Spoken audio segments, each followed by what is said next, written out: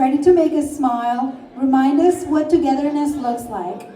Let's give a big, joyful welcome to the stage George Kuti, Mercy, Ridu, Jopin, Aaron, Ali, Biju, Beena, Aiden, Raju, Anu, Ellen, Rinu, Jisha, Rinsha, Rona, Roma, Eldo, Smita, Emilia, Ephraim, Elizabeth, Jinu, and our very own Isaac Achin.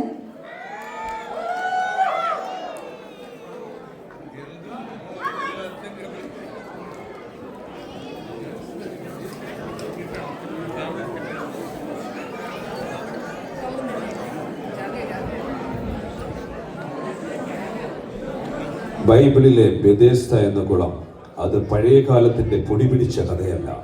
നിരാശയിൽ വഴുതി വീണ ജീവിതങ്ങൾക്ക് പുതിയ തുടക്കം പകരുന്ന പ്രത്യാശയുടെ കഥയാണ്. ക്രിസ്തു എന്ന പ്രത്യാശ നമ്മളിൽ ജീവിക്കേണ്ടതിന്റെ ചൂണ്ടുപലകയാണ്. അത് ഇന്ന് നമുക്കിടയിലെ കഥ തന്നെയാണ്. ഞങ്ങൾ അയൽക്കാരായ ഇടവകാംഗങ്ങൾ ബൈബിളിലെ ബെഥേസ്ദ എന്ന ചെറിയ സ്കിറ്റിലൂടെ പുനരാവിഷ്കരിക്കാൻ ശ്രമിക്കുമ്പോൾ വരുന്ന തെറ്റുകൾ ക്ഷമിക്കുക. Script and direction Jisha Vino, editing Rinsha and Rona. 2000 വർഷം പിന്നിലേക്ക് നമുക്കൊന്ന് തിരിഞ്ഞു നടക്കാം. യഹൂദദേശത്തിന്റെ ഹൃദയത്തിൽ സ്ഥിതി ചെയ്യുന്ന വിശുദ്ധ നഗരം, മണൽക്കാറ്റിൽ മഞ്ഞുവീഴ്ച പോലെ ഉയർത്തെഴുന്നേറ്റ് നിൽക്കുന്ന ഒരു നഗരം ജെറൂശലേം.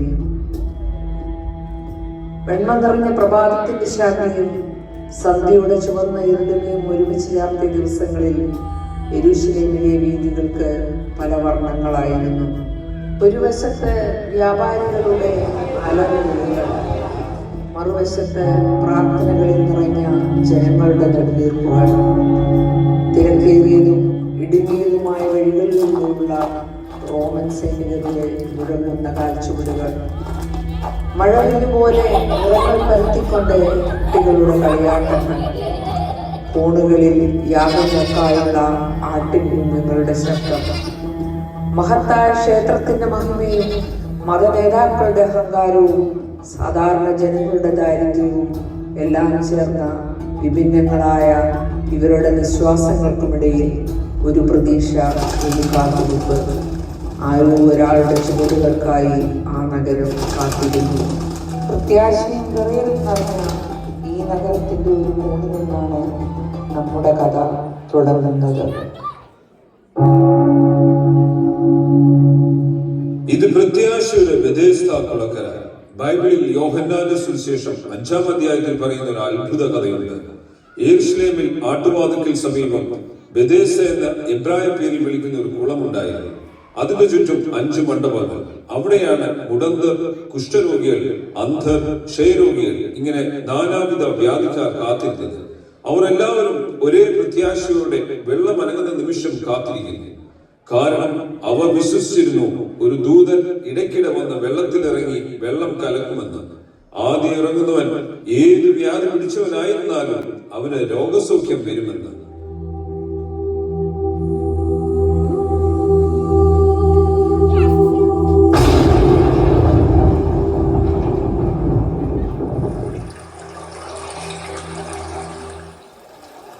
എന്റെ കണ്ണുകളിൽ പ്രകാശം നിറയുന്നത് പോലെ ഈ കുളത്തിൽ വെള്ളം ഇറങ്ങിയപ്പോൾ ഇതിലിറങ്ങാൻ നീ എന്നെ സഹായിച്ചു. എനിക്ക് നിന്നെ കാണാൻ കഴിയുന്നു. അതെ, എനിക്ക് നിന്നെ കാണാൻ കഴിയുന്നുണ്ടല്ലോ.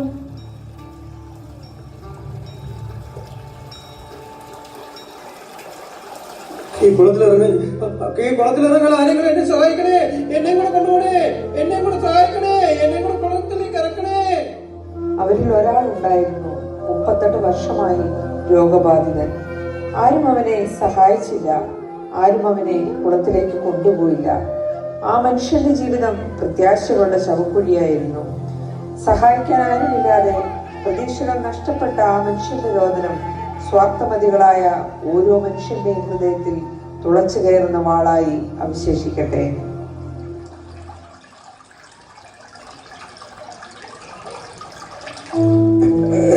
എന്റെ ദൈവമേ, നീണ്ട 38 വർഷമായി ഞാനിവിടെ കിടക്കുന്നു. ഇനി എത്ര കാലം കൂടി ഞാനിവിടെ കിടക്കേണ്ടി വരും? ഈ വെള്ളം അനങ്ങുന്നു ഞാൻ എത്ര പ്രാവശ്യം കണ്ടു.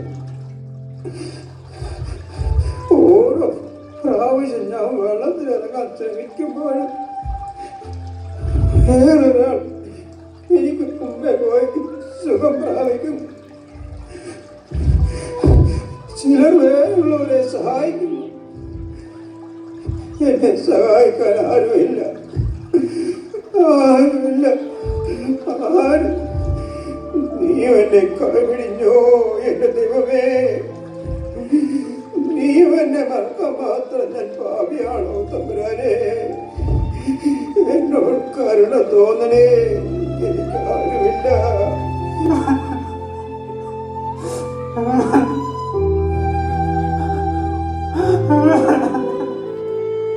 ഞങ്ങൾ നിങ്ങളുടെ മുമ്പിൽ അവതരിപ്പിക്കുന്നു പ്രത്യാശയുടെ ബെഥെസ്ദ.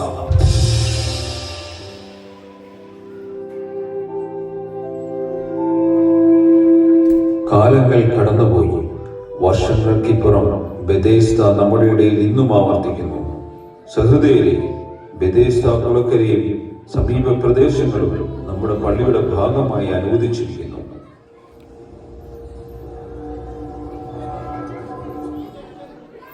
പ്രിയ സഹോദരി സഹോദരങ്ങളെ, നാം എല്ലാവരും വളരെ നാളായി സ്വപ്നം കണ്ട ഒരു നല്ല ദിവസത്തിലേക്ക് നാം അടുത്തു വന്നിരിക്കുകയാണല്ലോ.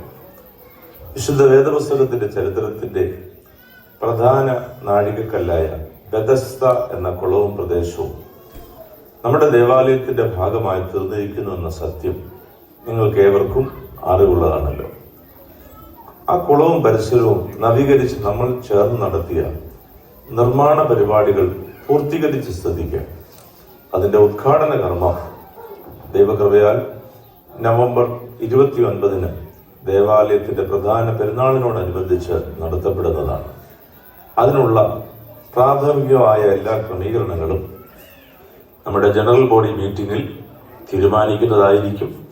എല്ലാ ആധ്യാത്മിക പ്രസ്ഥാനങ്ങളുടെയും പരിപൂർണമായ സഹകരണവും പ്രാർത്ഥനയും ഉണ്ടാകണം എന്ന് പ്രത്യേകം അഭ്യർത്ഥിക്കുകയും എല്ലാവരെയും ഇക്കാര്യം പ്രത്യേകമായി അറിയിക്കുകയും ചെയ്യട്ടെ. അച്ചോ, മലയാളി വീക്കെൻഡ് ആയതുകൊണ്ട് എല്ലാവരെയും പങ്കെടുപ്പിക്കാൻ പറ്റുന്ന രീതിയിൽ ശനിയാഴ്ച വൈകിട്ട് ഗംഭീര പരിപാടി അറേഞ്ച് ചെയ്യും. ഈ രാത്രിയിലെ ലൈറ്റും ഈ കൊയറിന്റെ പാട്ടും എല്ലാം കൂടി ഒരു ഉണർവ് കിട്ടാതിരിക്കത്തില്ല. അജോ, ഞങ്ങൾ ബെഥെസ്ദയുടെ ഓൾഡ് ഫോട്ടോസും കൺസ്ട്രക്ഷൻ ടൈമിലെ പിക്ചേഴ്സും പിന്നെ സ്പോൺസേഴ്സ് എല്ലാവരുടെയും പേരുകൾ ഉൾപ്പെടുത്തി ഒരു ഡിജിറ്റൽ പ്രദർശനം ചെയ്യാം. അത് പിന്നെ നമ്മുടെ ചർച്ചിന് ഒരു പബ്ലിസിറ്റി കൂടെ ആവും. ഞങ്ങൾ VIP സൗണ്ടിന്റെ ചുമതലയേൽക്കണം. വെള്ളം ആദ്യം അവരുടെ ഭാഗത്ത് ഇളക്കാൻ മാർഗമുണ്ടോ എന്ന് ഞങ്ങൾ ആലോചിച്ചുകൊണ്ടിരിക്കുകയാണ്. അച്ഛാ, ചെണ്ടമേളവും വെടിക്കെട്ടും ഒഴിവാക്കാൻ പറ്റില്ല. കുളത്തിലെ വെള്ളത്തിന്റെ മൂവ്മെന്റ് മെഷർ ചെയ്ത് അതനുസരിച്ച് ആവശ്യക്കാരെ വെള്ളത്തിലേക്ക് ഇറക്കി വിടാനും ഞങ്ങൾ പ്രത്യേകം സംവിധാനം ഏർപ്പെടുത്തിയിട്ടുണ്ട്. അന്യർക്ക് അനുമതിയില്ലാതെ കുളത്തിൽ കയറാനുള്ള സുരക്ഷ പ്രത്യേകം ഉണ്ടായിരിക്കണം. കഴിഞ്ഞ മീറ്റിംഗ് പറഞ്ഞ പോലെ പുതുക്കി പണിത കുളത്തിനരിയിലേക്ക് കയറുന്നതിനുള്ള ടിക്കറ്റ് ഏതാണ്ട് വിറ്റഴിഞ്ഞിരിക്കുന്നു.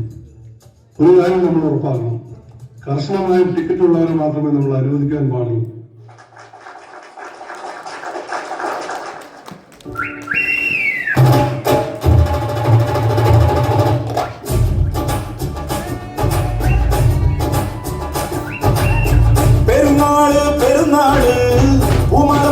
പെരുന്നാള് വരവേൽക്കാൻ ചേരുന്നുണ്ടേ സർവമതക്കാര്. നല്ല ബാൻഡും മേളം പുറപ്പാട്, യേശുനാഥനുള്ള സ്തുതിപാട്, തിരിതെളിക്ക് മണിമുഴക്ക് നവരതാരുമായി നേരുന്ന നാളാണ് പെരുന്നാള്. പെരുന്നാള് പൂമലപ്പള്ളിയിൽ പെരുന്നാള് വരവേൽക്കാൻ ചേരുന്നുണ്ടേ സർവമതക്കാര്.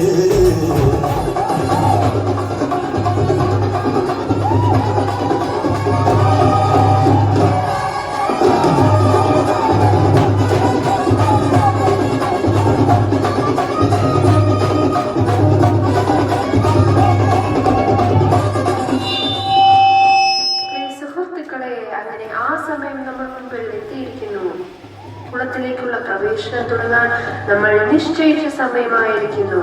ഉത്തരവാദിത്തപ്പെട്ട ഭാരവാഹികൾ ടിക്കറ്റ് കൗണ്ടറിലേക്ക് എത്തുക. ടിക്കറ്റ് കൗണ്ടറുകളെല്ലാം തുറന്നിരിക്കുന്നു. ടിക്കറ്റ് എടുത്ത് കുളം സന്ദർശിക്കാനെത്തിയ വിഐപികൾ, അഭ്യുദയാകാംക്ഷികൾ, രോഗികൾ എല്ലാവരും തങ്ങളുടെ ടിക്കറ്റ് കൗണ്ടറിൽ കാണിച്ച് കുളക്കര സന്ദർശിക്കുവാനും അനുഗ്രഹം പ്രാപിക്കുവാനുമുള്ള സമയമാണിത്.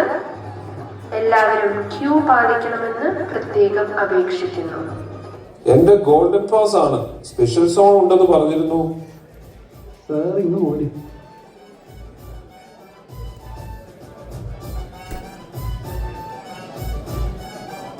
എന്റെ മോന് സുഖമില്ല. ഞാൻ കുളത്തിൽ അവനെ കൊണ്ട് വന്നതാണ്. ഇപ്പോൾ ദേവദൂതനിറങ്ങുന്ന ഇവിടെ പ്രവേശിക്കാൻ പണവും ടിക്കറ്റും ആവശ്യമാണോ?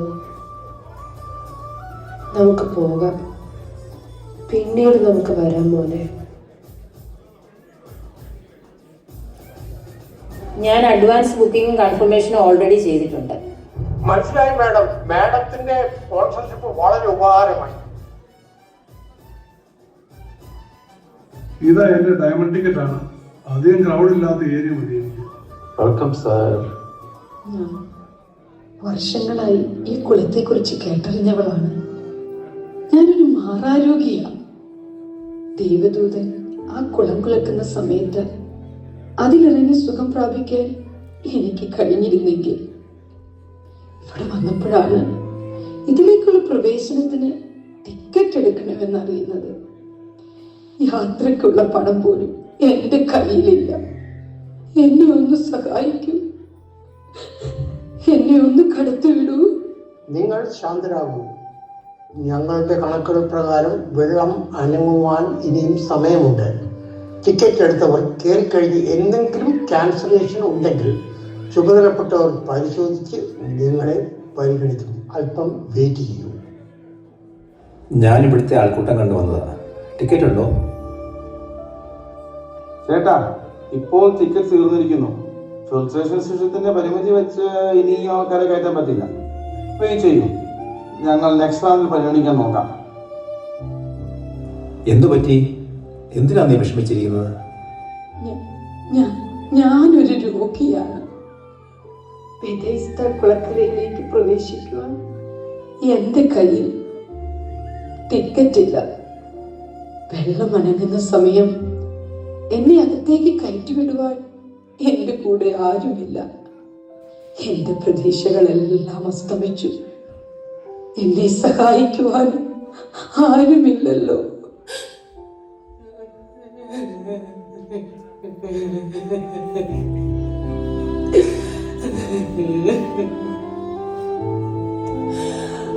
കരയാതിരിക്കെ. കുളത്തിനരികിലേക്ക് പോകുന്നതിനെ കുറിച്ച് ഓർത്ത് ഒരുപാട് ടെൻഷൻ വേണ്ട.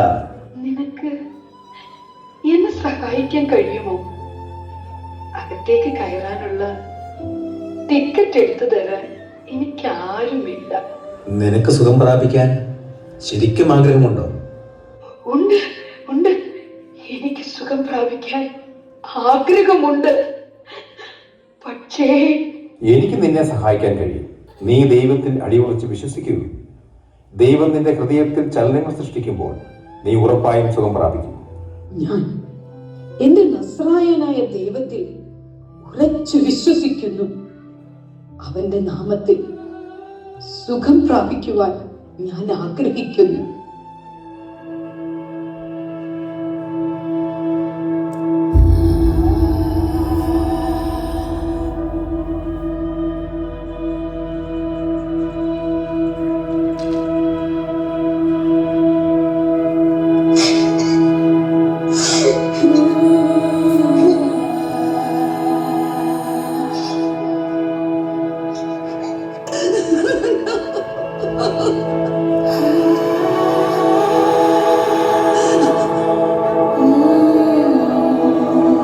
എന്താണ് സംഭവിച്ചതെന്ന് അറിയില്ല.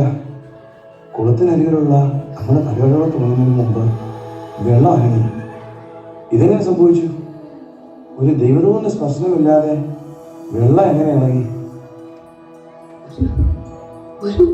ഒരു മനുഷ്യൻ ഇവിടെ വന്നു. അവനൊരു സാധാരണ മനുഷ്യനായിരുന്നു. പക്ഷേ അവന്റെ വാക്കുകളിൽ ദൈവത്തിന്റെ ശബ്ദമുണ്ടായിരുന്നു. ദൈവത്തിൽ ഉറച്ചു വിശ്വസിക്കാൻ അവൻ എന്നോട് പറഞ്ഞു.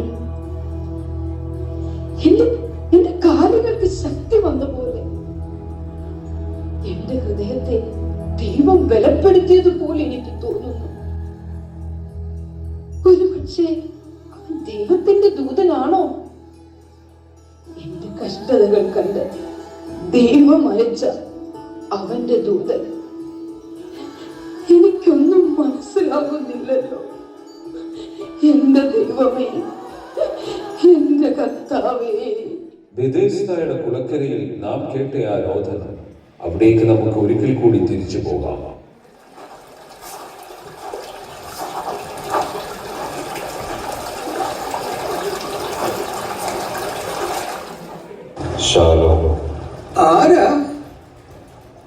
ആരാ എനിക്ക് മനസ്സിലായില്ല. നിനക്ക് സൗഖ്യമാകുവാൻ മനസ്സുണ്ടോ? ഈ വെള്ളത്തിലിറങ്ങാൻ നീ എന്നെ ഒന്ന് സഹായിക്കുമോ? ഇന്നത്തെ ദിവസവും എനിക്ക് തല്ലെന്ന് തോന്നുന്നു. നിന്റെ അനേകം വർഷങ്ങൾ നല്ലതല്ലായിരുന്നു എന്നെനിക്കറിയാം. നിനക്ക് സൗഖ്യമാകുവാൻ മനസ്സുണ്ടോ? എന്നെ സഹായിക്കാൻ ആരുമില്ല. ഞാൻ വെള്ളത്തിൽ ഇറങ്ങാൻ ചെല്ലുമ്പോഴേക്കും എനിക്ക് മുമ്പ് ആരെങ്കിലും ഇറങ്ങിയിരിക്കും. എന്നെ സഹായിക്കാൻ ആരുമില്ല. നീ എന്നെ നോക്കൂ. നിന്നെ ആര് സഹായിച്ചു എന്നും നിന്റെ വഴികളിലെ തടസ്സങ്ങളെ കുറിച്ചും ഞാൻ ചോദിച്ചില്ല.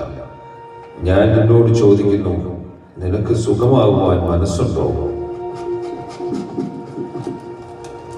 അതെ, ഞാൻ ശ്രമിക്കുന്നുണ്ട്. പക്ഷേ എനിക്ക് മനസ്സിലാകും. നിനക്ക് കുളമല്ല വേണ്ടത്, നിനക്ക് വേണ്ടത് സ്വർഗസ്ഥനായ പിതാവിനെയാണ്. നീ സുഖമാകുവാൻ ആഗ്രഹിക്കുന്നുവെങ്കിൽ നിന്റെ കിടക്കയെടുത്ത് നടക്കുക.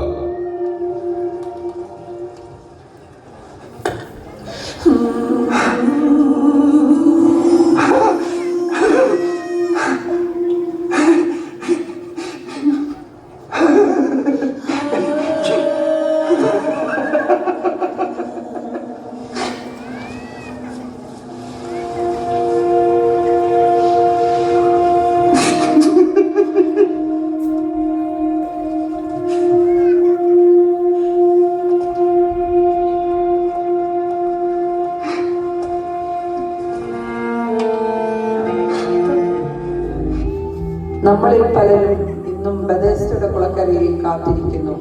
ആ കുളത്തിലെ വെള്ളം ഒന്നനങ്ങുന്നതിൽ കാത്ത് പലവിധമായ നേട്ടങ്ങൾക്കും രോഗശാന്തികൾക്കുമായി കാലങ്ങളായി പള്ളികളും പ്രാർത്ഥനാലയങ്ങളും കയറിയിറങ്ങുന്ന നമ്മോട് ഓരോരുത്തരോടും ഹൃദയങ്ങൾ ചലിപ്പിക്കുന്നവനായ ദൈവം ഇന്നും ചോദിക്കുന്നു, നിനക്ക് സൗഖ്യമാകുവാൻ മനസ്സുണ്ടോ എന്ന്.